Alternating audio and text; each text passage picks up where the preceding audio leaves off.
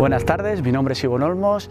Voy a presentar la entidad Fundación Gizakia y el proyecto de colaboración con la Fundación Athletic Club. En principio, la entidad Fundación Gizakia presenta sus ámbitos de actuación en tres grandes núcleos: el empleo, la adolescencia y el marco de las adicciones, donde somos referentes en Vizcaya durante más de 35 años. Kaixo, arratsaldeon, ni Arraf naiz, 24 urte dauzkat, eta niretzat oso garrantzitsua da, asko laguntzen gaitu eguneko estresa kentzeko, eta ostiralero itxaroten dugu teknikoak etortzera asko laguntzen gaituzte, hau gure prozesua hobetago egiteko, eta asko eskertuta nago beraiei. Buenas tardes, me llamo Linda, yo estoy en tratamiento en una comunidad terapéutica.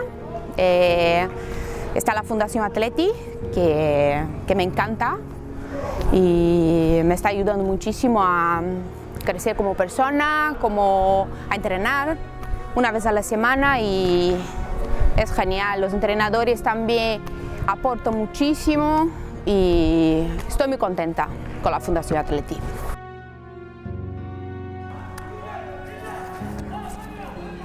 Hola, me llamo Joseba, estoy aquí con la Fundación Athletic entrenando, puesto que a lo largo de la vida he tenido unos problemas y la verdad que para mí entrenar con la Fundación Athletic Club es un orgullo, sobre todo con los técnicos que hay aquí, que nos motivan muchísimo, y estoy súper encantado con ellos y la verdad estoy muy agradecido porque vengan a entrenar, porque me ayudan a desconectar un poco y seguir el día a día, que bastante duro es para nosotros.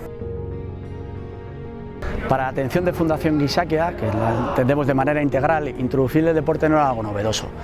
Lo único novedoso era introducirlo con alguien que era capaz de promover el deporte y de hacerlo de manera más técnica y sobre todo más profesional. Y en ese momento, cuando entra Fundación Athletic Club hace 3 años, para nosotros fue una oportunidad no solo de promover los beneficios de la actividad física, sino promover los beneficios de la actividad psicológica, ¿no? De lo que supone a nivel de esfuerzo, motivación, capacitación, etcétera, que todo esto conseguimos en el día a día con nuestra actividad y sesión deportiva.